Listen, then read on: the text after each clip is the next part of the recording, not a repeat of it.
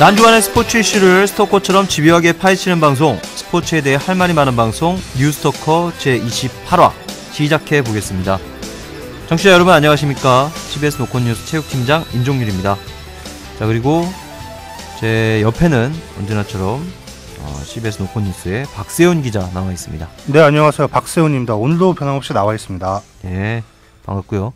자, 그리고 이 패널에 좀 변화가 있는데 그동안 개근을 해왔던 이 스포츠 전문 캐스터 소준일 아나운서가 오늘은 정말 20 며칠 만인가요? 거의 한 4, 5주 만에 결장을 했는데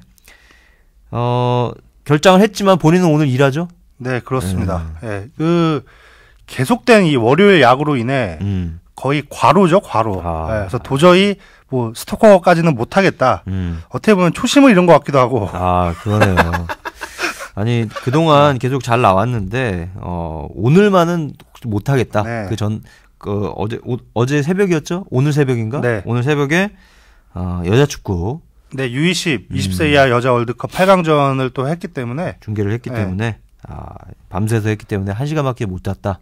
이런 얘기를 했는데 어쨌든 손아운서 소처럼 일하다가 결국은 쓰러질 수밖에 없는 손아운서. 그래도 오늘 야구 경기가 또 열리기 때문에 그걸 땜빵으로 또 나갔다 그러는데 정말 통장에 3천만 원 잔고가 생기려면은 그 정도는 일을 해야겠구나. 그렇죠. 네. 라는 사실 다시 한번 깨달아 보면서 대신 우리 또 스토커 시즌 1에 또 대들보였죠. 우리 오해원 기자 나와 있습니다. 네, 안녕하세요. 뉴스토커 개편 이후에 땜빵 전문으로 활약하고 있는 땜빵이란 말 써도 되는 거잖아요. 네, 땜빵 괜찮습니다. 전문으로 활약하고 있는 오해원입니다. 네, 더한 얘기도 여기서는 많이 난무를 했기 때문에 더한 얘기 해도 됩니다. 저번에 저 욕 한번 그러니까 욕은까지는 아니고 비속어 한번 썼더니 나중에 들어보니까 삐 처리됐더라고요. 네, 그러니까 그건 우리 박 PD가 알아서 할 테니까 네, 여기서 네. 마음껏 믿습니다. 비속어를 발사를 해주셔도 되겠습니다. 자, 그럼 우리가 오늘 다뤄볼 주제 한번 얘기를 해보겠습니다. 바로 축구대표팀 감독 이 판 마르베이크 감독이 독이 든 성배를 결국은 거부를 했어요. 네. 거부를 했는데 우리 기자회견에 우리 오늘 오해원 기자가 갔다 왔죠? 네, 어떻게 된 사건입니까? 일단 대한축구협회가 공식 발표하기로는 이제 지난 주말이죠. 일요일 날 이제 출입 기자들한테 발표를 했고요. 연락을 했죠. 마르베이크 감독과의 협상이 공식적으로 결렬이 됐다. 그리고 이제 이용수 기술위원장이 그러니까 직접 마르베이크 감독 네덜란드에서 만나고 협상을 했던 그 이용수 기술위원장이 이제 기자들과 만나서 오늘 결국 이 협상이 결렬됐다. 크게 이제 세금을 포함한 연봉 문제가 1번 그리고 2번으로 이제 주 활동 지역에 대한 이견이 있었다. 그래서 그 큰 2개 정도는 여러분에게 공개할 수가 있고 나머지 세부 사항은 밝히지 않겠다라고 이렇게 얘기했습니다. 밝히지 않은 세부 사항이 정말 궁금한 거 아니겠습니까? 박 기자 뭘로 봅니까? 저는 근데 딱히 글쎄 또 뭐가 있었나 싶어요. 일단 첫 번째 어쨌든 간에 공식적으로 얘기가 나온 그 2가지가 가장 크지 않았겠나. 사실 이게 연봉이 이제 우리가 줄 수 있는 예산 20억 원 내외로 맞췄다고 하는데 이제 판마르베이크 감독이 세금 문제 때문에 마지막까지 좀 알아봤다고 했죠. 한 40억 때렸으면 세금 문제 갖고 고민했겠습니까? 결과적으로 어쨌든 그 돈의 문제와 이제 판마르베이크 감독의 억지였죠. 재택근무를 하겠다. 이런 말 같지도 않은 소리를 해가지고. 나는 20억 주면 진짜 나는 회사에서 살 수도 있겠는데. 제가 봤을 때는 오히려 우리가 깠다고 봐요. 이용수 기술위원장이 정확하게 그 말을 했어요. 그러니까 한국 시간으로 토요일 오전, 그러니까 네덜란드 현지 시각으로 금요일 자정까지 답을 달라. 당신의 의견을 우리에게 달라라고 했을 때 그 답을 줬고 대한축구협회에서 그 의견을 받고 이건 도저히 안 된다. 그래서 우리가 협상을 중단했다라고 그렇죠. 얘기를 했어요. 우리가 깠죠. 우리가 깐 거예요. 마르베이크가 깐 게 아니고 대한축구협회가 마르베이크 됐어가 그렇죠. 된 거죠. 당당하게 깐 겁니까 우리가? 그렇죠. 이용수 기술위원장은 그렇게 얘기했습니다. 자, 그러면은 아까 박 기자가 말한 재택근무 뭡니까 재택근무가? 그러니까 이제 A 매치가 없는 기간에는 그러니까 나는 굳이 한국 들어오고 싶지 않다 이거죠. 내가 왜 여기까지 와야 되냐. 그러면서 이제 핑계를 대는데 제가 봤을 때 그 핑계가 좀 같잖았어요. 유럽에 머물면서 유럽파의 컨디션을 점검하겠다. 사실 그거 TV 중계로 해도 충분합니다. 그리고 전화기는 폼으로 있나? 그러니까 그런 말 같지 않은 이유를 대가지고 재택근무를 요청을 하니 이게 어쨌든 연간 20억 가까이를 줘야 되는 협회 입장에서 이건 말이 안 되는 거죠. 그리고 이제 또 협회에서 차기 대표팀 감독의 그 기준들을 많이 여러 개 제시했는데 그 중에 하나가 이제 그 축구 대표팀이 비활동 기간에는 국내에서 열리는 뭐 유소년 축구 클리닉이나 이런 거에 좀 이렇게 축구 대표팀 감독이 참여를 해줬으면 좋겠다라는 걸 좀 주된 그 기준으로 제시를 했는데 일단 거기 그 조건부터가 이제 충족이 안 되는 거죠. 아 그렇군요. 그리고 이게 일본이랑 바로 비교가 되는 게 일본이 월드컵 이후 자케로니 감독이 물러나고 이제 멕시코 출신의 아기레 감독이 그죠? 영입이 돼서 지난주 이제 공식 기자회견하고 출발을 했는데 이 아기레 감독은 공식 기자회견에서 그런 얘기를 했어요. 나는 이 유소년 축구에 관심이 많다. 그래서 이 뭐 유소년 축구 발전에 어떻게든 내가 좀 힘을 쏟고 싶다. 일본에서. 그러니까 이게 너무 비교가 되는 거지. 네. 그러네요. 가족도 제가 알기로는 아기레 감독이 일본으로 데려왔다고 들었는데 그게 맞는 거죠. 근데 이 마르베이크 감독이 그 손주들 사랑이 그렇게 대단하대요. 그래서 그 손주들과 떨어져 있기 싫어서 아마 좀 재택근무를 원했던 게 아닐까라는 추측도 좀 조심스럽게 해보는데 할아버지니까 좀 손주들과 좀 떨어지기 싫었겠죠. 아무래도. 근데 그럴 거면 안 오는 게 맞아요. 일을 하지 말아야지. 알겠습니다. 이 그렇게 따지고 보면은 우리 저 한국에서 굉장히 성공한 히딩크 감독과 굉장히 비교가 되네요. 그죠? 네, 그렇죠. 히딩크 감독은 손자가 없었나요? 히딩크 감독은 여자친구가 한국에 있었죠. 여자친구가 있었죠. 엘리자베스. 외롭지 않아. 외롭지 않아. 여자친구가 있기 때문에. 흑언니 아니었습니까? 맞습니다. 그렇죠. 근데 네덜란드에도 흑인들이 많으니까. 근데 그분하고 최근까지도 같이 다니시더라고요. 아 그렇군요. 아주 노익장을 과시하고 있는 히딩크 감독인데, 자 판마르바이크 감독 어떻게 보면은 우리 저 대한축구협회와 어떻게 보면은 어떤 그 뭐라고 해야 될까요? 어떤 그 저울질 비슷하게 뭐 밀고 당기 밀당을 하다가 결국은 밀린 꼴이 됐는데, 자 그렇다면 이제 중요한 거는 판마르바이크는 일단 꽝이 났다 이겁니다. 꽝이 났는데 그러면 당장 이제 다음 달에 A 매치들이 있지 않습니까? A 그렇죠. 매치. 베네수엘라, 우루과이 2연전 추석 연휴에 이제 2연전이 있죠. 네, 그렇죠. 이제 추석 대목을 맞아서 축구협회가 그걸 짰는데 그러면은 대목 그 이끌어 나갈 그럴 감독이 없어요. 네, 어떻게 없죠. 됩니까? 누구로 해야 돼요?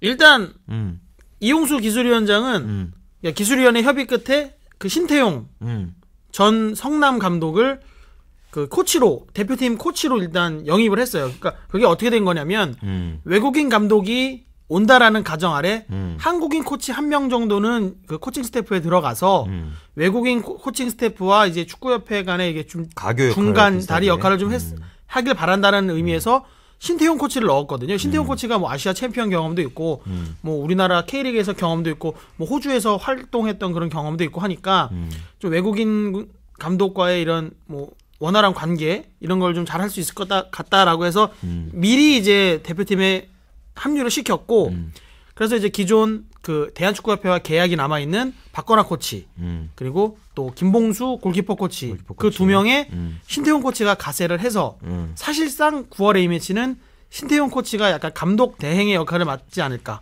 맡게 이게 될 것 같아요. 그렇군요. 아니 저는 그것도 되게 좀 그 흥미로운 게 판마르바이크 감독이 올 거를 예상을 해서 외국인 감독이 올 거를 예상해서 어떤 그 수석 코치의 역할 비슷하게 그 한국 코치의 역할을 신태용 전 감독에게 맡긴 것도 굉장히 좀 흥미로운 게 신정 감독이 굉장히 좀 기가 세지 않습니까? 어떻게 뭐 축구 기자들 사이에서는 어떤 형님 비슷하게 이렇게 격이 없이 지내는 그런 감독으로 알려져 있고, 어떻게 보면은 이게 신청 감독한테 이게 안 좋은 얘기가 아니라 되게 편하게 대한다 그래서 약간 양아치 스타일이다.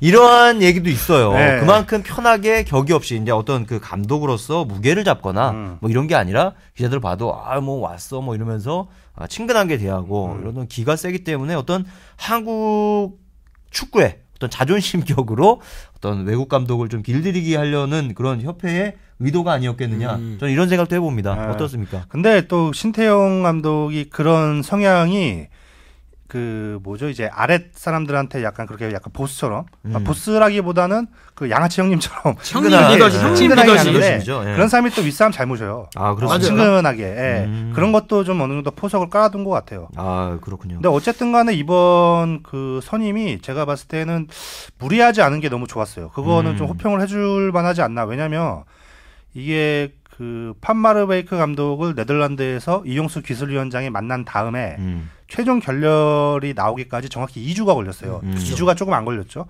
그런데 5일에 만났어요. 당장 오늘부터 시작을 해서 그 감독 선임을 한다 해도 어쨌든 간에 2주라는 시간이 소요된다고 보면 그게 이제 8월 말이거든요.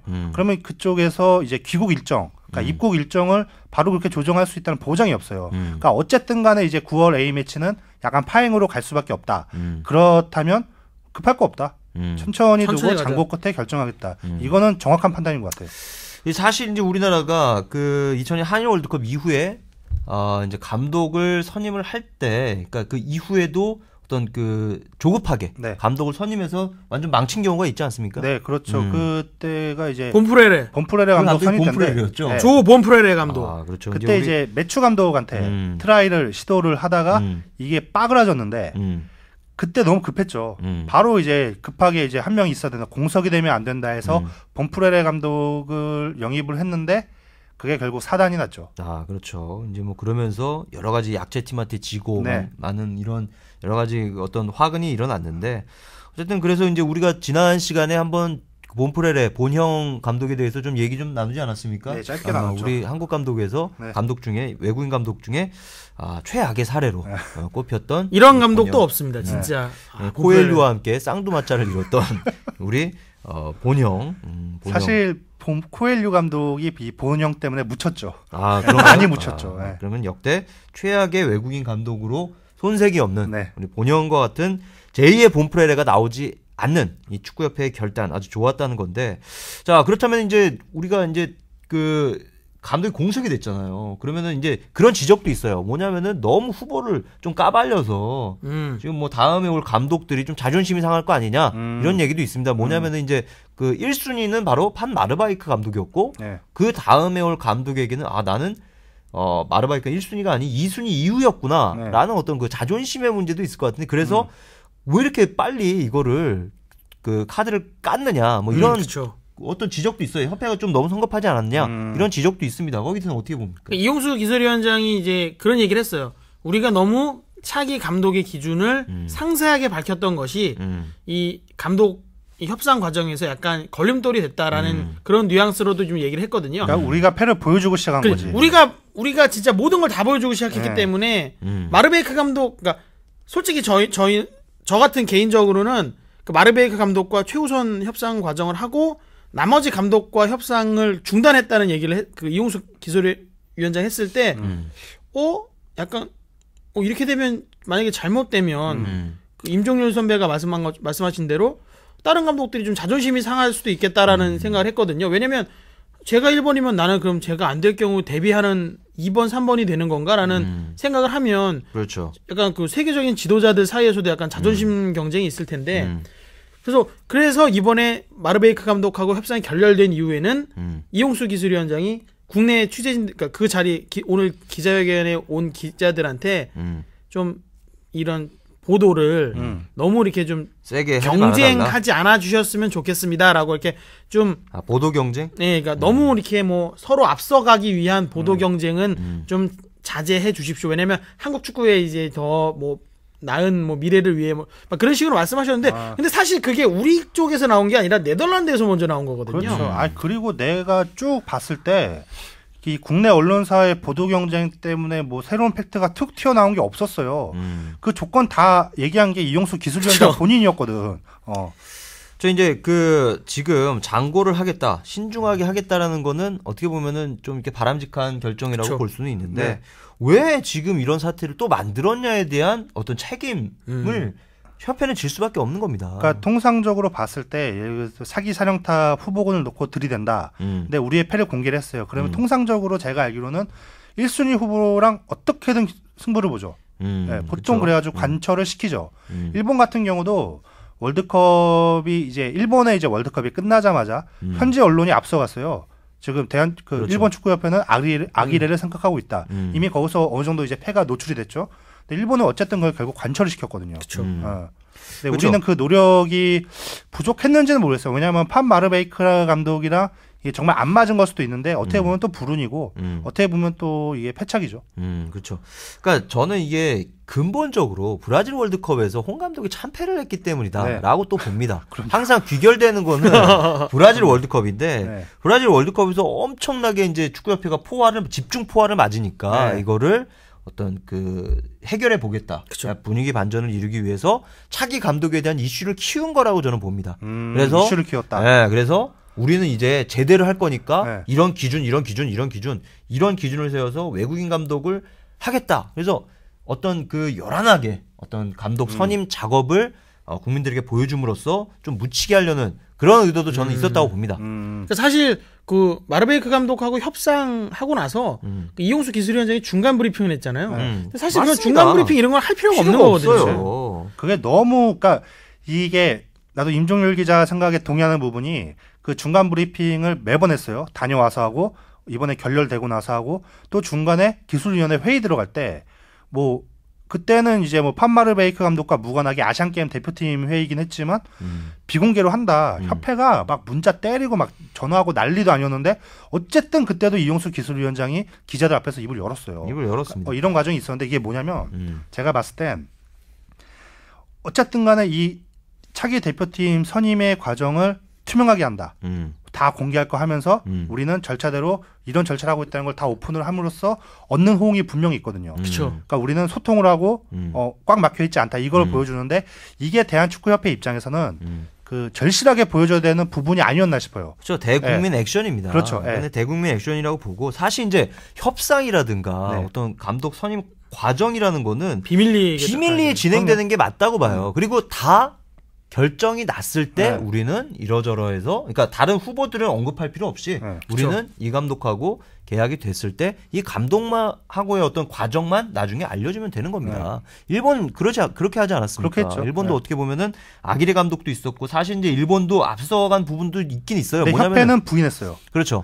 어쨌든 그 콜롬비아와의 경기를 앞두고 상대팀 감독에게 어떤 일본 그렇죠. 기자가 먼저 질문을 하고 막 이렇게 어쨌든 언론이라는 거는 앞서갈 수밖에 없는 그렇죠. 그런 그 치명적인 어떤 속성을 갖고 있긴 한데 어쨌거나 협회가 그건 아니다 이렇게 부인을 했기 때문에 그런 기밀 유지가 될 수 있었고 끝내 아기레 감독까지 영입을 할 수가 있었는데 우리는 너무 이거 패를 까발리고 제가 봤을 때는 좀 이렇게 너무 요란스럽게 가는 게 이게 과연 감독 협상에 도움이 될까?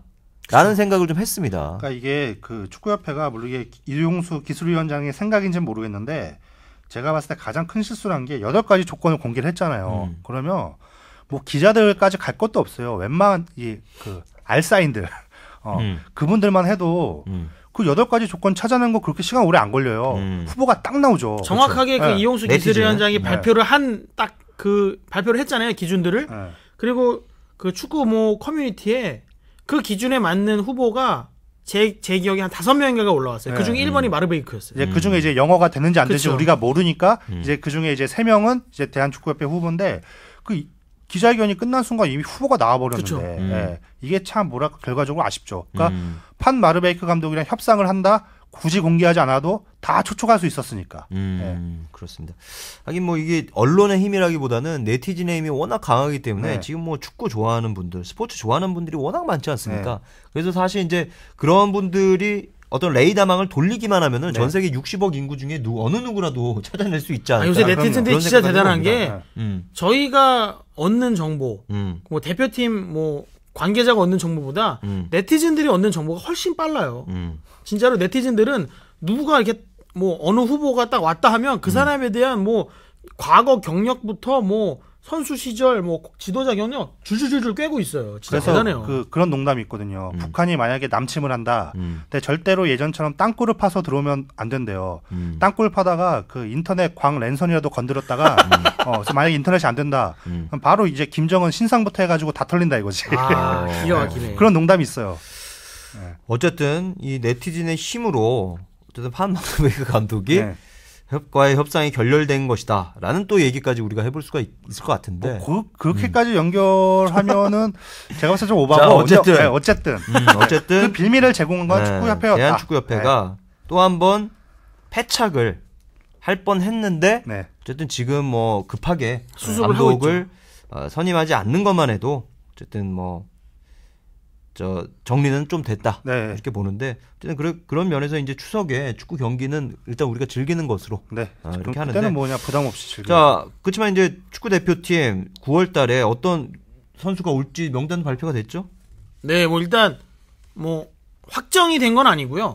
일단 원래 선수라는 건 이제 감독이 선발을 해야 되는데 이제 감독이 없으니까 일단 기술위원회에서 해외파 선수들을 일부 25명 정도 이제 보통 꾸려지는데 그중에 한 14명 정도만 일단 소속팀에 차출 요청을 공문을 보냈어요. 왜냐면 보내는 시기가 있기 때문에 그걸 놓치면 소속팀에서 안 보내줘도 되는 그렇죠. 경우가 생겨서 그러니까 뽑지 안 뽑을지는 나중에 정하도 일단 그쵸. 밑밥 던져놓는 거죠. 그렇죠. 아니 근데 뭐 손흥민이라든가 뭐 이명주라든가 이런 선수들이 와야 또 흥행이 될 거 아닙니까? 그럼요. 그렇죠. 스타들이 와야 또 추석 연휴에 네. 또 약간 축구에 대한 관심이 없을 수도 있지만 선수들 그 스타 선수들이 온다 하면 또 팬들 가까이 뭐 부천이랑 고향에서 경기가 열리니까 그렇죠. 수도권 가까이 계신 분들은 또 축구장 직접 가실 수도 있고 또 이번에 그렇죠. 또 K리그 챌린지 구단들의 홈구장에서 이제 하게 되면서 그쵸. 대한축구협회가 나름 이제 뭐 축구붐 조성 이쪽으로 기획을 하고 있는 이벤트거든요. 이게 그러니까 그런 스타 플레이어들이 반드시 필요하죠. 그렇죠. 사실 이제 뭐 감독이 없지만 네. 어떻게 보면은 이 선수들끼리 잘해서 으쌰으쌰해서 베네수엘라랑 어디입니까? 우루과이 뭐 이런 팀들하고 해서 이겨버리면 네. 감독 필요 없다. 우리끼리 하겠다. 뭐 이렇게 될 수도 있는 거 아닙니까? 신태용을 국대로. 아, 신태용이 거기서 우루과이 뭐 수아레즈까지 막 나왔는데 우리가 뭐 5대0 이런 숨을 안겼다. 네. 그러면 신태용이 갑자기 급부상할 수도 있는 거 아닙니까? 그럼요. 충분히. 예. 나를 뽑아달라. 신태용 외국인- 감독이 또 입심이 좋은 감독이라서 충분히 만약에 수아레즈가 나올지 안 나올지 뭐 징계가 조금 완화가 돼서 나올 수도 네. 있다고 하니까 만약에 나왔는데 뭐 우리 선수들이 어깨를 물려가면서까지 뭐 5대0으로 이겼다.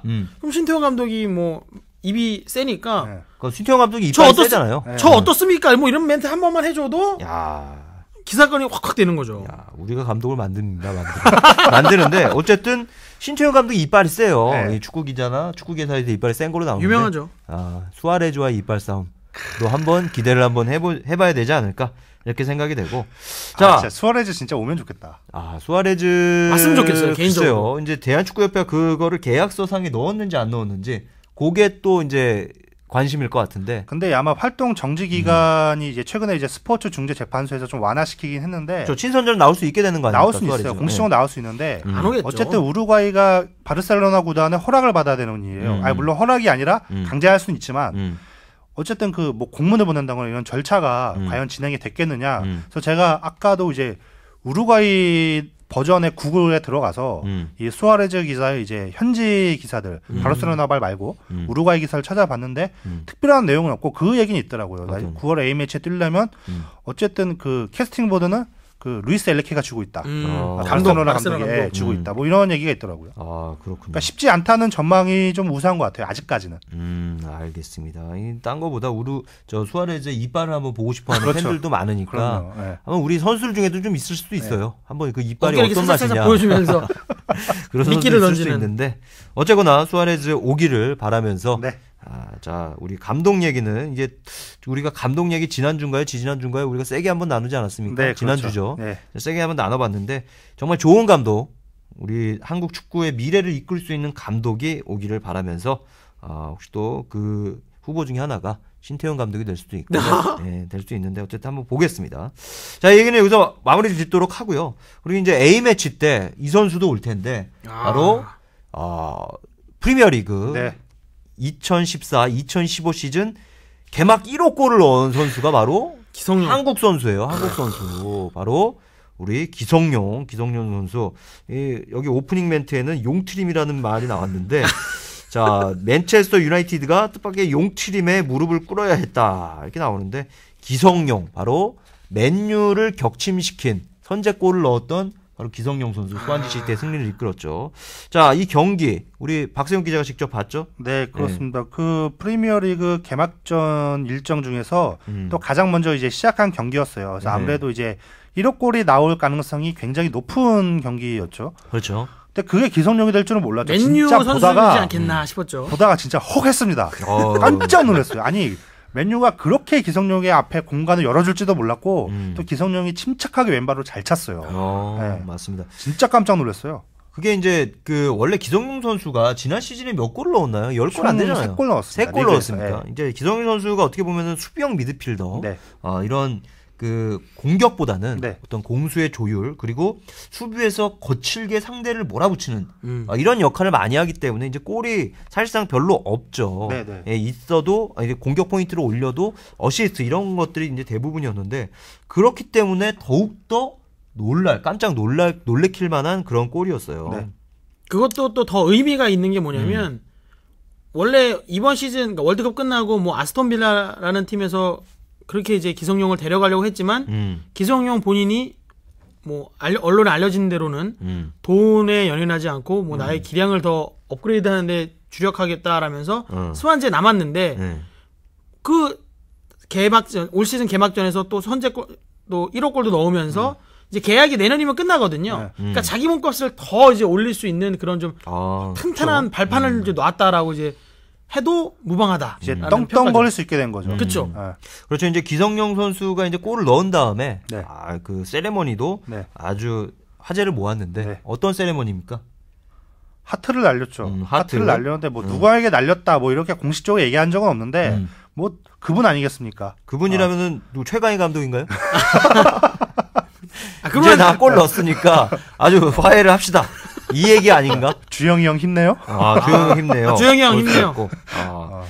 뭐 누굽니까? 뭐 부인이 아내겠죠. 뭐 아내. 와이프 아니겠습니까? 아내인가요? 아내가 누군가요? 뭐 유명하잖아요. 한혜진 씨. 네. 탤런트 배우 한혜진 씨. 자, 이 사랑의 하트를 날린 다음에 기성용 선수. 하지만 그 결말은 그렇게 썩 좋지는 않았어요. 그죠? 이제 팀은 이겼죠. 네. 팀은 1대1로 맞서다가 후반에 2대1로 승리를 하면서 네. 어떻든 맨유를 격침을 시켰는데 네. 마지막에 이제 어떻게 한 대 맞았잖아요. 이제 펠라이니가 갑자기 폭주를 하면서 그렇죠. 여러 선수가 피를 봤는데 이제 팔꿈치였나요? 그게 좀 애매한데 어쨌든 그 뺨을 맞았죠. 그 얼굴 쪽. 월드컵 때 앙금이 남지 않았나. 그렇죠. 펠라이니. 앙금 남을 게 뭐 있어. 그렇죠. 이제 설명을 좀 하자면은 펠라이니가 이제 그 벨기에 선수 아닙니까? 그쵸. 벨기에 국적의 맨유의 미드필더. 그쵸. 맨유의 미드필더인데 경기 막판에 이 선수가 키도 크고 네. 사실 이제 펠라이니가 그 어느 나라 어디야? 그 아프리카 알제리와의 경기에서 역전골을 넣었나요? 동점골을 넣었나요? 동점골 넣었죠. 네, 동점골 헤딩슛을 넣고 어쨌든 골 결정력이 있는 선수이기 때문에 후반에 만회골을 넣고자 공격진으로 침투를 해서 드리블도 많이 하고 아주 용을 썼습니다. 용트림을 사실 이제 제가 봤을 때는 펠라이니도 용트림을 좀 한 것 같은데 거의 발악 수준이었죠. 했는데 이제 사실 이제 반칙은 기성용 선수가 먼저 했어요. 네, 맞아요. 이제 네. 드리블하는 펠라이니의 어깨 쪽지를 잡아당기면서 반칙을 했는데 그걸 뿌리치는 과정에서 펠라이니가 분노의 싸대기를 날린 그렇죠. 거 아닙니까? 분노의 싸대기를 기성용한테 날렸는데 기성용이 맞고 쓰러졌어요. 맞고 쓰러졌는데 어쨌든 골 넣고 굉장히 기분 좋게 경기를 마무리할 수는 있었는데 그렇죠. 갑자기 싸대기가 날라오면서 기성용 선수가 쓰러졌는데 이제 개인적으로는 안 뭐 큰 피해는 없었을 거고 없었죠. 안 다쳤기를 바라고 마음만 아프죠. 마음은 아프고 기분만 상하고 기분 체면이 아프지. 정말 당당하게 딱 할 수 있었는데 맞고 쓰러졌으니까. 이제 그리고 뺨은 남자의 자존심 아닙니까? 그렇죠. 기성용이 또 이게 어디 가서 맞고 이러는 선수 아닌데 왜냐면 외국 그 국가대표팀에서도 그렇죠. 외국 선수들하고 시비가 붙으면 기성용이 또 체구가 이게 크잖아요. 우리 선수들 치고는. 그래서 그 외국 선수들하고 당당히 이렇게 맞서는 선수거든요. 근데 거기에 이제 싸대기를 맞고 쓰러지니까. 야, 이거를 처음에 아내인 한혜진 씨도 처음에 골 넣는 걸 보고 굉장히 기뻐했을 텐데 맞는 걸 보고 안타까워했을 수도 있어요. 충분히 그럴 수 있죠. 근데 어쨌든 기성용 자기의 선제골로 펠라이니에게 실력으로 안갚음을 했다. 이렇게 볼 수가 있겠고. 자, 이거 펠라이니 기성용 선수 옐로 카드 받았잖아요. 결국 경고 받았어요. 받았는데 펠라이니는 안 받습니까? 이렇게 싸대기를 날렸는데 근데 뭐 이게 동작이 자연스러웠다면 뭐 자연스러웠다면 넘어갈 수도 있지만 뭐 이게 자연스럽지 않았던 이 동작이라면 뭐 사후 징계도 가능하죠. 프리미어리그도 사후 징계 제도가 있어요. 그렇죠. 근데 아직까지는 뭐 리그 사무국에서 뭐 나온 얘기는 없는데 좀 지켜봐야겠죠. 근데 글쎄 이제 맨유가 이미 한번 큰 심한 멘붕을 겪지 않았습니까? 그렇죠. 프리시즌 전승을 한 팀이 개막전에서 솔직히 뭐 수완지 신경이나 썼겠어요? 그렇죠. 졌어요. 근데 리그 사무국이 그 불쌍한 맨유를 과연 두 번 죽일까? 저는 의문입니다. 네. 그렇죠.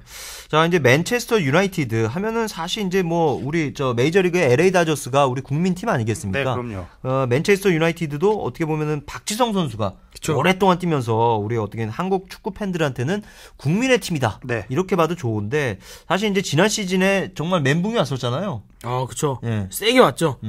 그 퍼거슨 감독의 27년 독주가 끝나면서 이제 직접 퍼거슨 감독이 후계자로 지목했던 그 데이빗 모예스 감독 6년 계약했어요. 6년. 6년이라는 계약 기간이 그 감독을 향한 대단한 신뢰를 보여주는 건데 그렇죠. 1년도 못 채우고 쫓겨났죠. 이런 최근 들어서 이렇게 못하는 경우가 없었기 때문에 맨유로서는 진짜 멘붕이 세게 왔고 이 유일한 대처 방법은 모예스를 자르고 다른 감독이 빨리 오는 것밖에 없었죠. 그래서 지난주에도 얘기를 했지만 상대적으로 알렉스 퍼거슨 감독은 감독이. 앉아서 재미 봤다. 아무것도 안 했는데 상대적으로 모예스 감독이 워낙 망쳐주니까 자신의 존재감, 자신의 힘을 앉아서 보여줬다. 네. 근데 어쨌거나 그래서 이제 저 네덜란드의 파날 감독, 파날 감독이 부임하지 않았습니까? 그래서 이제 뭐 박서영 기자도 얘기했듯이 프리시즌에 전승을 하고 또 미국에서 열린 그 무슨 대회였죠? 기네스컵 대회였죠. 기네스컵 대회에서 우승까지 하고. 네. 그래서 기대가 굉장히 컸는데 한 방 먹었단 말이에요. 그렇죠. 그러면 어떻게 봅니까? 맨유 올 시즌에도 정말 멘붕이 올까요? 글쎄요. 근데 지금 어쨌든 느낌이 그 프리시즌 때 사실 모예스 감독 체제에서는 프리시즌도 성적이 굉장히 안 좋았어요. 그러니까 그런 일종의 암시 같은 게 있었죠. 그래서 맨유의 시즌이 암울할 것이다라고 속단하는 거는 좀 무리가 있는데 어쨌든 파날 감독이 첫 경기가 끝나자마자 다시 한번 시인을 했습니다. 우리 수비가 없다. 그 얘기를 했어요. 박지성이 있었어야 되는데. 박지성이 있었으면 좀 상황이 달라졌을 수 있죠. 근데 확실히 맨유가 그 개막전에 많이 우려를 했어요. 뭐 에브라, 바리치, 퍼디낸드 이런 베테랑 수비수들이 다 빠져나갔기 때문에 그 이제 뭐 수비수 지금 현재 있는 수비수의 뭐 기량은 둘째치고 이 뎁스라고 하죠. 깊이 자체가 얕아졌거든요. 거기에 대한 우려가 있었는데 그게 스완지 시티전을 통해서 극명하게 나왔기 때문에 좀 지켜봐야죠. 근데 어쨌든 전망이 그렇게 밝지만은 않은 것 같아요. 자, 그러면 우리가 이제 맨체스터 유나이티드 그리고 스완지 시티의 경기로 이제 프리미어리그가 시작이 됐는데 이제 그러면서 이제 그 개막을 했어요. 개막을 했는데 어떻게 보면은 지금까지도 우리 한국에서는 이 프리미어리그 이 4대 빅리그 중에 프리미어리그가 가장 높지 않습니까? 그렇죠. 아무래도 박지성을 비롯해서 뭐 이영표, 박지성 등이 이제 문을 활짝 열면서 해외 축구에 대한 전 국민적인 관심을 연 게 이제 프리미어리그였기 때문에 아무래도 아직까지는 친숙해요. 뭐 프리미어리그가 진짜 K리그 그러니까 어떻게 보면 국내 이 특이한 상황상 K리그보다 뭐 K리그 중계나 뭐 이런 거보다 뭐 잉글랜드 프리미어리그 중계를 보는 분들이 더 많다고 할 정도로 그렇죠. 국민리그가 됐어요. 어떻게 봅니까? 지금 지난 시즌에 이제 맨체스터 유나이티드가 붕괴가 되고 우승은 리버풀은 아쉽게 또 이제 우승을 못 하고 맨시티가 우승을 했는데 자, 올 시즌에는 어떻게 봅니까? 맨체스터 유나이티드요? 아니 프리미어리그 전체를 한번 우리가 한번 좀 조망해 보는 또 시간을 또 가져 볼까요? 우리 또 만수르 형님이 이끄는 맨시티는 뭐 아무래도 이 돈의 힘을 무시 못해요. 가장 강력한 그 우승 후보 지난 시즌 챔피언이잖아요. 뭐가 되지 않을까 싶고 글쎄요. 리버풀은 이 수아레즈의 공백을 지난 시즌이 그야말로 몬스터 시즌을 보냈는데 그 공백을 1년 만에 찾기는 어려울 것 같아요. 그래서 어쨌든 맨시티가 제 생각엔 그 첼시와 더불어 상위권을 이제 이끌어가면서 이제 나머지 뭐 아스날, 리버풀, 맨유 이런 도전을 받지 않을까 이런 게 제 개인적인 생각하는 구도인데 맨유는 글쎄요 이게 쉽지는 않을 것 같은 게 그런 것도 좀 있거든요. 그 이제 파날 감독은 네덜란드에서 꾸준히 뭔가 좀 아기자기한 축구를 하는데 사실 잉글랜드 프리미어리그는 어쨌든 간에 그 근간은 뻥축구예요. 시원하게 지르고 이제 그런 축구인데 그 뭐랄까요? 그 중간에 이제 자기가 구상하는 뭐 일종의 뭐 포지션이라든가 이런 게 그 네덜란드와 맨유에서는 이게 좀 차이가 있었던 것 같아요. 네. 그래서 네덜란드 같은 경우는 대표팀에서 브라질 월드컵에서 사용했던 그 3백 네. 혹은 이제 5백까지 네네네. 가는 이런 전술을 썼는데 네. 프리미어리그는 기본적으로 4-4이 아닙니까? 네, 그렇죠. 그렇죠. 전통적으로 사사이를 쓰는 팀이 많고 전임 감독들도 주로 썼던 게 이제 포백 수비를 썼으니까 이제 이걸 단번에 이렇게 넘어가는 게 선수들도 그렇고 쉽지는 않을 거예요. 그 포지셔닝에서 아주 큰 차이가 있고, 그러니까 그 사람들이 착각을 한 것 같아요. 이제 저도 아마 착각을 했을 거예요. 어쨌든 간에 프리시즌 경기랑 이 정규리그 경기는 다르다는 게 여신이 나오는 거죠. 네. 어쨌든 그렇다면 이제 맨시티의 우승을 점칩니까? 저는 박 그래도 네, 우리 만수리 형님이 만수로 국내에서도 요즘 개그 프로그램에서 큰 화제를 모으고 있지 않습니까? 이름까지 바꿨잖아요. 모한 하다 한 패따면 바꾸고 막 네. 근데 억수로인데 억수로 그 대우 콘서트에서 억수로 무엄 하다드도 이제 못하죠. 네.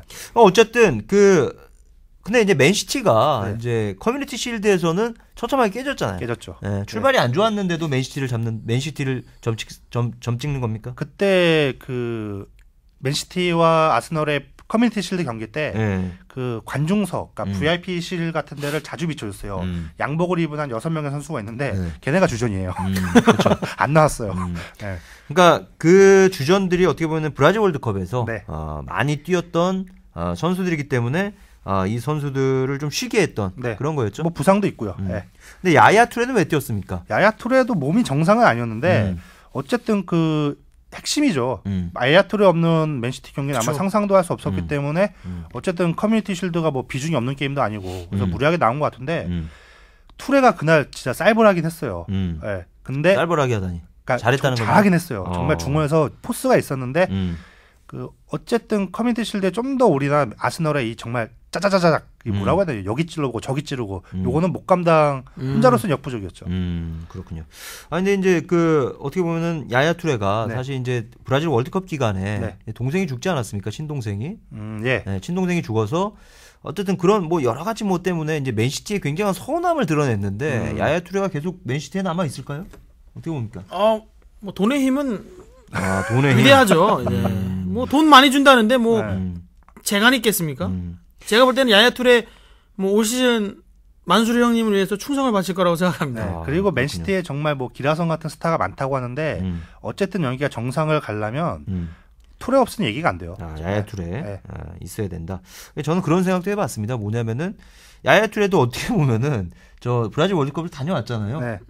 코트디부아르에서 네. 다녀왔는데 딴 애들은 쉬는데 왜 야야 투레만 내보내느냐. 그래서 좀 미운 털이 박힌 게 아닌가. 너 뛰어라. 아까 굴린다는 거죠? 네, 굴린다.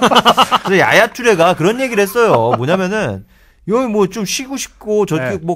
뭐 동생이나 뭐 이런 것 때문에 좀 가고 싶은데 네. 너무 이게 일정이 빡빡해서 네. 쉬지를 못하게 구단에서 한다. 나를 놓아주지 않는구나. 구단에 나를 놓아주지 않는다. 뭐 이런 얘기까지 했는데 오냐 니를 더욱더 이 자식! 네. 하면서 그런 게 아닌가 생각을 해봤는데 네. 이제 쌀벌하게 했다고 얘기를 들으니까 네. 야야 투레가 어쨌든 돈의 힘에 네. 어쨌든 그 힘을 내서 네. 더 뛰지 않았나 이렇게 생각이 되는데 혹시 압니까? 뭐 만수르가 고생했다고 뭐 재규라도 한 대 선물했을지. 나라 하나 줄 수도 있어요. 이거 니네 나라 해 하고 땅을 줄 수도 있죠. 뭐. 근데 맨시티 같은 경우는 어떤 선수들한테 승용차를 지급을 한다 그러던데. 네, 실제로 재규를 했을 거예요.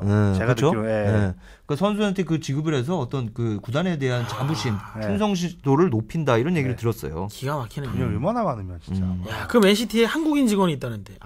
부럽습니다. 한국인 직원이 이제 홈페이지에 한국어 사이트를 그 구단 홈페이지에 그 글을 올리는 그분 아닙니까? 네, 뭐 광복 그쪽으로? 얼마 전에 광복절 때도 그 맨시티 공식 채널에서 뭐 광복절의 의미를 기리는 그런 맞아요. 글도 나오고 그러니까 그게 그 한국인 직원이 담당하는 역할이 그거래요.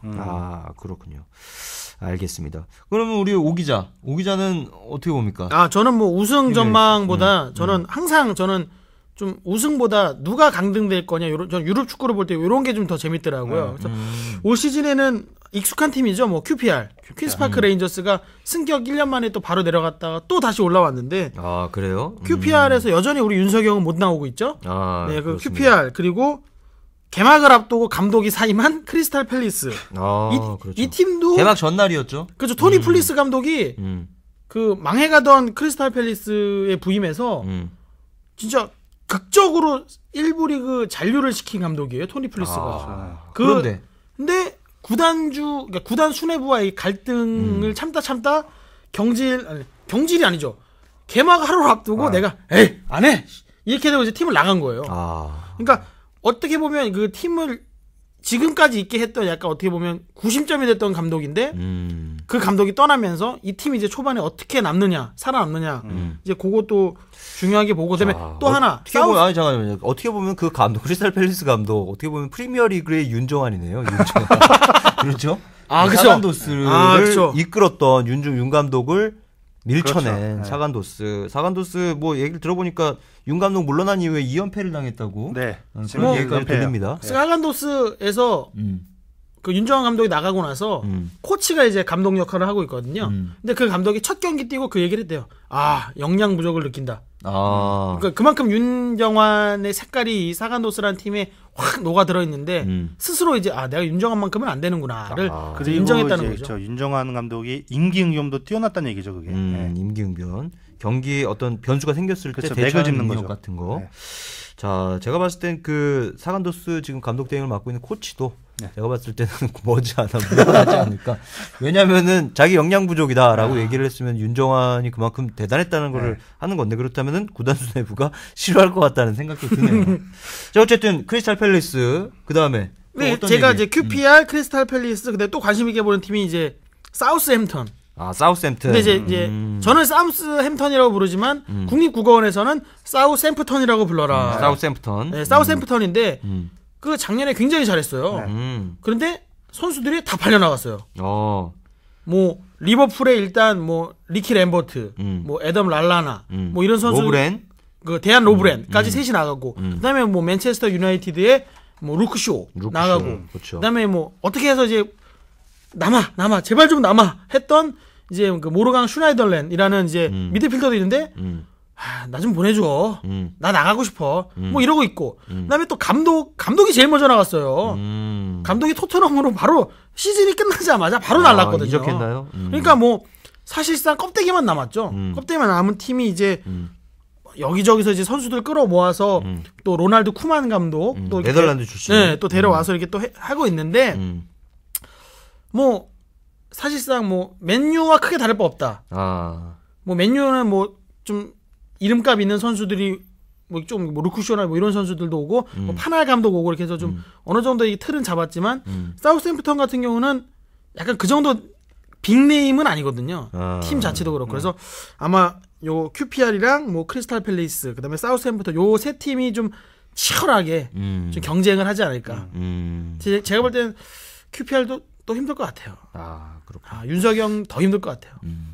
어떻게 보면 이제 우리 오해영 기자는 어떤 그 상위권 뭐 이런 기득권층을 보기보다는 어떤 그 잃은 자의 그렇죠. 아픔을 또 함께하기 위해서 강등권을 또 개싸움 이건 개싸움이라고밖에 표현할 수가 없어요. 강등권을 승점 1점이 정말 중요하기 때문에 저는 이렇게 봅니다. 맨유가 첼시와 함께 우승을 다투지 않을까 생각해 봅니다. 맨시티도 어쨌든 3강 안에 들면서 4위까지 이렇게 다시 한번 그 빅4라고 하죠. 어떤 프리미어리그의 빅4를 다시 한번 이루지 않을까 이렇게 생각을 해봅니다. 그러니까 뜬금없이 이런 얘기를 하는 게 아니라 어쨌든 맨유 같은 팀은 그 27년 동안 해왔던 그런 게 있기 때문에 퍼거슨 감독이 물러난 이후에 사실 이제 지난해 엄청난 몰락을 겪었잖아요. 그러면서 파날을 맞았는데 이 파날 감독까지 무너지게 된다면은 제가 봤을 때는 이제 맨유라는 팀은 뭐 나이키라든가 뭐 이런 거액의 스폰서 계약을 맺지 않습니까? 그렇죠. 존재 가치가 없어지기 때문에 엄청난 위기감을 느끼기 때문에 올 시즌에는 일어날 거다. 저는 그렇게 봅니다. 올 시즌에도 무너지면 뭐 수는 하나밖에 없어요. 저도 결국에는 이제 뭐 어떤 수 퍼거슨이 다시 오는 거죠. 다시 오는 것밖에 없어요. 헤어드라이기 양손에 들고 오는 수밖에 없어요. 그러니까 저도 이제 파날 감독이 어쨌든 맨유를 이번 시즌 안에 재건을 시킬 거라고 생각을 해요. 근데 이제 우승을 할 수 있느냐는 조금 회의적인 게 시즌 초반에 아마 적응하느라 그쵸. 그때 승점을 좀 많이 까먹지 않을까. 그게 결과적으로 이제 그 우승 경쟁에 뛰어들기에는 좀 변수가 되지 않을까. 그러니까 이겨야 될 경기를 비기고 비겨야 될 경기를 뭐 지거나 이렇게 돼 버리면 사실 스완지와의 홈 경기는 무조건 잡고 가는 경기예요. 그쵸. 경기가 되어야 했죠. 제가 볼 때는 이 일정은 프리미어리그 3국에서 그래. 먹고 가라라고 그래, 줬던 경기 약간 같은데. 중경기인데. 네. 어쨌든 그 초반은 좋지 않았지만 네. 나중에는 쭉쭉 올라가지 않을까. 네네. 저는 이렇게 생각을 해봅니다. 저도 그 부분은 동의합니다. 맨유 알겠습니다. 또 이거 뭐. 이런 거 얘기해도 되는지 모르겠는데 오뚜기 얘기해도 되나? 됩니다. 아이러브 3분. 알러브 3분. 윌러브 3분 아닙니까? 윌러브 3분인가요? 햄버거 스테이크. 아이러브 3분. 미트볼 막 이런 거 하면서 광고 찍자. 아이러브 3분 막 저는 그 보면서 와, 진짜 충격을 먹었거든요. 얘네들 이런 광고도 찍는구나. 근데 그런 거 먹고 이제 좀 힘을 내서 한국인의 힘을 좀 보여줬으면 좋겠어요. 아니 그 패스트푸드 먹고 그걸 먹고 뭐 어떤 힘을 낸다고. 아니 먹고. 오뚜기에서는 그걸 바라는 거 아니겠습니까? 오뚜기처럼 일어나며 사실 이제 그 3분 요리 같은 거를 누구냐 그 맨체스터 선수들이 후안 마타나 이런 선수들 광고에 나오는 선수들이 그걸 먹고 과연 먹었을까라는 생각이 들어요. 그래도 한 번은 먹어봤겠죠. 예의상. 근데 예의상? 내가 뭐 협약식 하는 날 이런 날에 한번 먹었겠죠. 그렇습니까? 그렇게 몸 생각을 잘해야 되는 선수들이 몸 관리를 잘해야 되는 선수들이 그걸 먹었을까? 알겠습니다. 근데 하여튼, 그 영국이 이제 또 인도 식민지를 오래 하면서 거기 커리가 되게 대중화된 음식인 걸로 알고 있거든요. 3분이면 나오다는데. 굳이 3분 만에 그걸 찾아서 먹을 필요가 있을까 싶기도 해요. 네.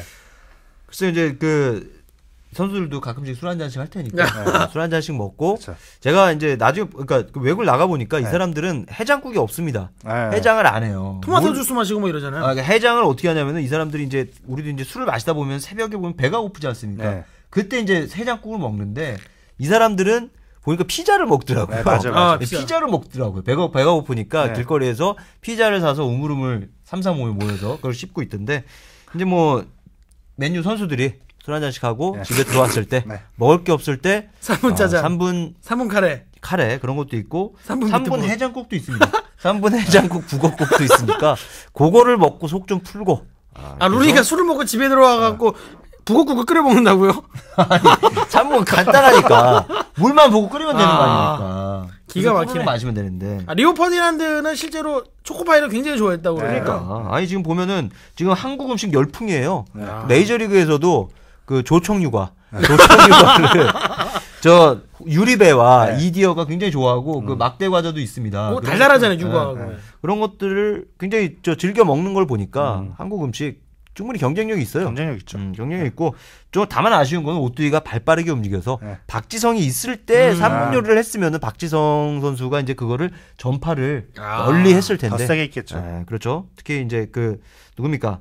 에브라 뭐 이런 선수들 친한 선수들 위주로 해서 그런 것들 제접을 했을 텐데 참 아쉽기도 하고 어쨌든 오뚜기 3분 요리의 힘으로 맨유가 일어날 수 있기를 다시 한번 바라봅니다. 자, 이거 제가 시작했는데 뭔가 이렇게 저희가 잘 가다가 혹 마지막에 빠진 것 같아요. 아니 왜 오뚜기 3분 요리 뭐 저는 다만 바라는 건 뭐냐면은 이게 너무 좀 짜요.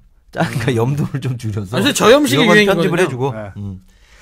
자, 어쨌든 우리가 프리미어리그 전망까지를 해봤는데 이제 야구 얘기로 간단하게 우리가 마무리를 지어볼 텐데 우리 메이저리그 우리 방금도 얘기했지만 LA 다저스의 류현진 선수가 부상자 명단에 올랐어요.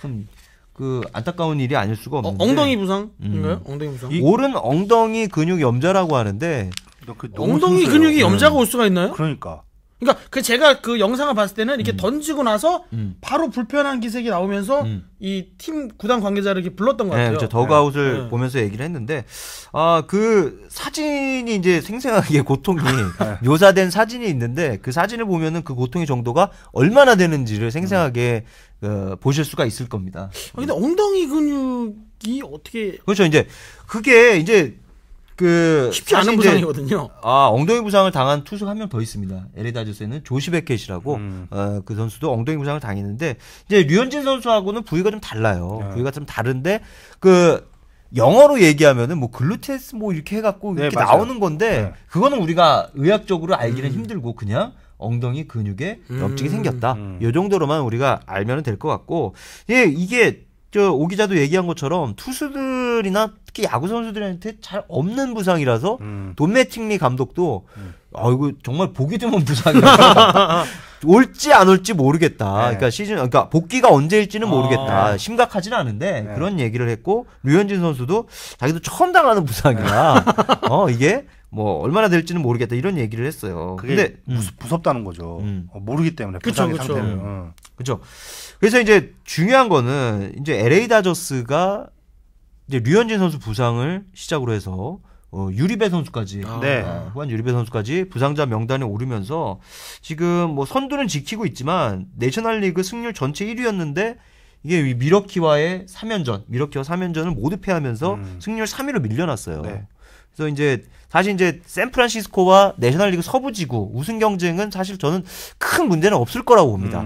큰 문제는 없는데 문제는 내셔널리그 승률 1위의 프리미엄을 잃을 수도 있다. 그렇죠. 저는 이렇게 보는 거죠. 그게 이제 우승을 노리는 팀이잖아요. 다저스는 언제나. 그렇죠. 월드 시리즈 우승을 네, 노리는 팀이죠. 그렇기 때문에 그런 팀에게 이제 포스트 시즌 대진이 굉장히 중요한데. 네. 지금까지 참 잘 해왔는데 좀 아쉽긴 하네요. 자, 그거를 한번 좀 얘기를 하자면은 내셔널리그 승률 1위 팀은 프리미엄이 있는데 어떤 프리미엄이 있는가? 그거를 네. 우리가 한번 좀 얘기를 좀 해볼 텐데 어떤 프리미엄이 있습니까? 제가 요즘 대진 방식은 잘 모릅니다. 아, 그렇습니까? 네. 그게 이제 그 내셔널리그는 와일드카드는 건나? 와일드카드 제도가 있는데 그 아메리칸 리그, 내셔널리그 양대 리그에 3개 지구가 있지 않습니까? 네. 동부, 중부, 서부 지구. 그 지구 각 지구 우승팀이 포스트 시즌에 진출을 하고 그리고 그 세 팀을 제외하고 최고 승률을 보인 팀, 그 팀이 와일드카드를 갔는데 네. 그러다 보니까 이제 예전에 플로리다나 보스턴이나 이런 팀들이 와일드카드를 갖고도 월드시리즈를 우승을 해버리니까 그렇죠. 이게 좀 그 핸디캡을 좀 줘야 된다. 그래서 와일드카드를 2팀을 주기로 한 겁니다. 맞아요. 예, 그래서 예, 예. 작년부터 그게 이제 네. 시행이 됐죠. 네. 시행이 돼서 어떻게 재작년부터 2012년부터 시행이 됐는데 어떻게 되는 거냐면은 그 각 지구 우승팀 외에 승률 1, 2위 팀이 단판 승부를 치릅니다. 그래서 맞아요. 그거를 통해서 포스트 시즌에 나머지 한 자리를 진출하게 되는데 그게 이제 승률 1위 팀. 네. 내셔널리그, 아메리칸 리그 전체 승률 1위 팀이 그 와일드카드 결정전에서 이긴 팀하고 맞붙는 겁니다. 네. 그렇게 되면 어떤 효과가 있느냐? 그 와일드카드 결정전을 치르는 팀은 1선발을 쓸 수밖에 없어요. 네. 그렇죠. 왜냐면 단판 승부니까 여기서 끝나면 내일이 없으니까 1, 2선발을 쓸 수밖에 없으니까 그 팀은 에이스 한 명을 빼고 그 내셔널리그 승률 1위 팀, 아메리칸 리그 승률 1위 팀과 디비전 시리즈를 5판 3승제의 디비전 시리즈를 치르게 되니까 그만큼 승률 1위 팀의 프리미엄이 중요하다. 이렇게 볼 수가 있는 거죠. 사실상 이제 지난 시즌에도 세인트루이스가 내셔널리그 전체 승률 1위를 해서 네. 피츠버그 즉 신시내티와 네. 추신수가 뛰었던 신시내티와 와일드카드 단판 경기를 치르고 올라온 피츠버그가 경기를 해서 다저스와 붙었고 결국은 뭐 월드 시리즈까지 갔고 보스턴 역시 마찬가지로 와일드카드 팀하고 붙어서 상대적으로 수월하게 올라와서 월드 시리즈 우승까지 차지할 수 있었던 겁니다. 저도 기억이 갑자기 났는데, 그러니까 작년 내셔널리그 와일드카드 결정전이 신시내티와 이제 피츠버그의 경기였죠. 그 추신수 선수가 처음으로 포스트 시즌에 나가서 홈런을 쳐서, 그렇죠. 예, 이제 국내에서도 화제가 된 경기인데 피츠버그가 그 경기를 잡기 위해서 그 사실상 후반기부터 에이스 5월 달부터 에이스를 했던 리리아노 리리아노를 선수였어요. 넣었지. 예. 그러니까 피츠버그에서 가장 잘 던지는 가장 핫한 투수를 내서 신시내티는 잡았는데 이게 세인트루이스전에서는 어떻게 이걸 쓰기가 애매해지는 그쵸. 상황이 돼버린 거지. 그렇죠. 그 선수는 무조건 기선 제압용으로 들어가야 되는데 그게 나중에 이제 결과적으로 큰 효과를 볼 수 없었죠. 그게 그렇죠. 기억 안 나요. 예. 그리고 이제 어떻게 보면 다저스가 작년에도 네. 승률 1위 도전할 어떤 그런 여지는 좀 있었어요. 네. 후반기에 뭐 6월부터 뭐 42승 8패 네. 기록적인 엄청났죠. 승률을 기록하면서 했는데 LA 다저스가 지난해에는 자기는 무리하지 않겠다. 돈 매팅리 감독이 네. 무리해서 승률 1위에 오르지 않겠다고 해서 어떤 그 파트너죠. 디비전 시리즈 파트너를 애틀란타로 정했어요. 애틀란타로 정하면서 어쨌든 그 갖고 올라갔는데 어쨌든 그 세인트루이스의 벽을 못 넘어서 작년에는 실패를 한 겁니다. 네. 그렇게 보면은 올해는 어떻게 보면 내셔널리그 승률 1위를 차지하는 것도 다저스 지금 연봉 2억 4천만 달러고요. 총액이 2억 5천만 달러 이렇게 되는데 이런 메이저리그 전체 연봉 1위라면은 승률 1위를 하고 월드 시리즈에 진출을 해야 당연한 결과처럼 이제 보이는 그런 상황인데 지금으로서는 그거를 장담하기 어렵게 됐어요. 그렇죠. 다저스는 맞아요. 그 우승 못하면 실패해요. 그 팀은 항상. 그러니까 지금도 어떻게 보면은 이제 월드 시리즈 진출을 못하면은 실패다. 돈 매팅리 감독이 그렇게까지 얘기를 하는데 그만큼 그래서 이제 내셔널리그 디비전 시리즈라든가 어떤 챔피언십 시리즈 이거를 잡고 올라가야 되는 그런 상황인데 이 상황에서 이제 류현진 선수가 이제 빠지게 되니까 또 공교롭게도 류현진 선수가 이제 16일 그제죠. 그제 이제 그 16일 부상자 명단에 올랐는데 그 이후로 이제 3연패를 한 겁니다. 커쇼마저 졌죠. 그렇죠. 그러니까 커쇼가 17일 경기에 완투를 9이닝 하고도 3실점 완투를 했는데 타선이 2점밖에 못 내면서 했고 사실 커쇼가 3실점하면은 난타당한 거예요. 그렇죠. 완전 부진한 거야. 그러니까 평균 자책점이 1.86인가 그러니까 9이닝을 던지면 2점 이하 그러니까 2점 미만으로 평균적으로 주는 건데 선수인데 3점을 내줬으면은 많이 줬네. 그런 거고. 그리고 이제 그 류현진 선수가 이제 다치면서 어떤 그 건강 회복이 가장 중요하지만 본인이 이제 또 그 기대를 우리들이 많이 하고 있었죠. 한국인 한 시즌 최다승. 네, 그게 제일 아쉬운 것 같아요. 이제 박찬호 선수가 이제 LA 다저스 시절에 18승 10패를 거두면서 한국인 최다승 그리고 왕첸밍이 그걸 깨기까지 아시아 선수 최다승이었는데 어쨌든 그 기록에 류현진 선수가 가다가 도전을 할 수 있었는데 충분히 할 수 있지 않느냐. 지금 승수 페이스가 굉장히 좋았잖아요. 그렇죠. 그래서 이제 그 부상을 당했던 14일 그 패전을 빼면은 한 7번, 8번 정도 등판을 할 수가 있었어요. 그러니까 13승이니까 그 중에 다 이겼으면 한 20승도 가능했어요. 다 이겼으면 근데 다 이기긴 좀 어렵고 그 중에 한 4승, 5승 정도만 챙기면 그 정도는 할 수 있었는데 지금 최소한 2번 정도 로테이션을 빠지게 돼요. 그렇죠. 빠지게 되니까 5번, 4번 그렇죠. 이 정도 됩니다. 4-5번 되는데 아쉽네. 그거를 모두 이겨야 5번은 모두 이겨야 이제 한 시즌 최다승 박찬호의 타이 기록. 타이 기록이 되는데 어쨌든 지금 상황에서는 복귀를 언제 할지 모르기 때문에 어쨌든 그 에이스의 기준이라고 할 수 있는 특급 투수의 기준이라고 할 수 있는 15승.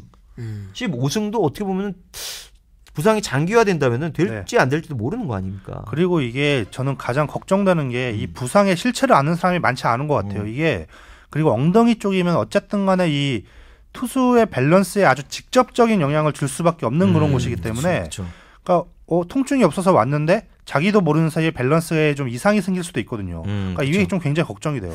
저 이제 왼손 투수기 때문에 그 와인드업을 한 다음에 발을 내딛는 발이 오른발입니다. 그렇죠. 오른발이기 때문에 그 발을 지탱해주는 근육 이런 게 뭐 오른 허벅지 뭐 엉덩이 뭐 이런 거 아니겠습니까? 근데 그게 이제 이상이 생겼으니까 그렇게 되면은 투구에 힘을 실을 수가 없는 또 그런 상황이 될 수도 있고 사실 이제 저 애틀란타의 경기였죠. 애틀란타의 경기 때 구속이 그렇게까지 많이 안 나왔어요. 류현진 선수가. 그렇죠. 최근에 비해 자기가 가장 선호하는 5일 휴식 뒤에 던졌는데 최고 구속이 93마일. 즉 뭐 한 150km 정도. 이 정도 나온 건데 류현진 선수가 컨디션이 좋으면은 한 95마일 정도까지 나옵니다. 그렇죠. 근데 2마일 정도 떨어졌고 그리고 대부분의 이제 그 직구 구속이 89마일, 90마일. 그러니까 145, 143 뭐 이런 정도에서 왔다 갔다 했으니까 오른 엉덩이가 그때부터 좀 확실히 좀 안 좋았 아니었나 이런 생각이 듭니다. 그리고 제가 또 염려가 되는 거는 자, 이제 우리 또 박찬호 선수 얘기가 나왔으니까 박찬호 선수도 허리 부상으로 굉장히 고생하지 않았습니까? FA로. FA 대박을 터뜨린 다음에 너무 무리를 해서 허리 부상으로 고생을 했는데 이제 류현진 선수가 어떻게 보면은 국내 시절부터 막 200이닝도 던지고 연속 던지고 굉장히 많이 던졌단 말이에요. 그리고 지난해에도 30경기에 등판을 했어요. 그러면서 14승 8패 이렇게 기록을 했는데 그러면서 류현진 선수가 쉴 수 있는 기간이 별로 없었다. 그렇죠. 그리고 국제대회, 베이징 올림픽이라든가 WBC 이런 데도 도하 아시안 게임 때부터 나갔습니다. 계속 나갔죠.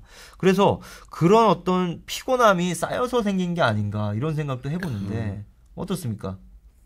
지난 시즌 끝나고 나서 우리나라 그러니까 귀국해가지고 굉장히 또 많은 일정들도 소화했잖아요. 류현진 선수가 쉬지 못하고 아무래도 운동 선수다 보면 근육의 피로가 이 쌓이고 이제 그게 풀어지고 쌓이고 풀어지고가 반복되다 보면 아무래도 이 부하가 점점 높아질 수밖에 없는데 그 엉덩이라는 게 아까 박세훈 기자 말했듯이 이 중심을 그러니까 투수한테는 중심을 잡아주는 가장 키포인트가 되는 부분인데 그게 다쳤고 또 감독조차도 그게 나도 이거 처음 보는 부상인데 이래버리면 진짜 최악의 경우는 아마 아예 올 시즌 못 나올 수도 있는 거잖아요. 근데 저는 조금 전에 이제 엉덩이 부상을 제가 꺼낸 얘기죠. 이게 굉장히 우려가 된다. 밸런스에 영향을 주니까. 근데 그 밸런스 얘기가 사실 그거예요. 지금 예를 들어서 류현진이 A급 투수면 밸런스에 영향이 있어도 최소 떨어져도 B급. 그러니까 어느 정도 로테이션에 나와서 꾸역꾸역 던져줄 수 있는 투수. 근데 만약에 이제 임종률 기자가 얘기한 그런 이제 부분은 흔히 그러잖아요. 투수는 소모품이라고. 뭐 팔꿈치나 뭐 아니면 허리나 이런 쪽에 왔으면 이게 진짜 심각한 거고 그동안에 피로가 누적돼서 이게 올 게 왔구나 정말 우려를 할 만한 상황이 될 텐데 그래도 다행히 그런 정말 투에 아주 직접적인 영향을 주는 부위를 다치지 않았다는 거에 대해서는 오히려 휴식이 더 좋은 계기가 될 수도 있을 것 같아요. 왜냐하면은 그 쉬는 기간에 투수는 그게 있거든요. 팔꿈치가 안 좋은 선수가 예를 들어서 발목을 다쳐. 그 발목 부상 때문에 쉬고 있는 기간에 팔꿈치가 좋아져요. 그런 식으로 이제 투수도 약간 좀 버텨나가는 게 있거든요. 전화 위복이 됐으면 좋겠어요. 알겠습니다. 이제 사실 이제 우리 뉴스토커에 박찬호 선수가 굉장히 많이 등장하지 않았습니까? 많이 왔죠. 김웅영 감독과의 설전 네. 뭐 이런 것들부터 해서 쓸데없는 짓 하지 말고 야구에만 전념해라 이런 얘기까지 들었던 박찬호 선수인데 사실 이제 그때 뭐 여러 가지 소문이 있었는데 이제 류현진 선수는 그러한 이유 때문에 생긴 부상은 아니었으면 좋겠어요. 개인적으로. 네. 어떤 이유인지는 모르겠으나 그런 엉덩이라는 게 이제 또 네. 남자의 상징과도 같은 부분 아니겠습니까? 엉덩이가요? 힘을 또 전달하는 예. 어떤 그 육상 선수들이 가장 여성들한테 네. 어필할 수 있는 부분이 그 엉덩이. 예전에 그 기억이 납니다. 88올림픽 그 남자 100m 육상 우승자 벤 존슨이 엉덩이를 한번 공개한 적이 아마 있었어요. 그래요? 있었는데 그 탄력에 아주 수많은 여인들이 이제 쓰러졌다는 이런.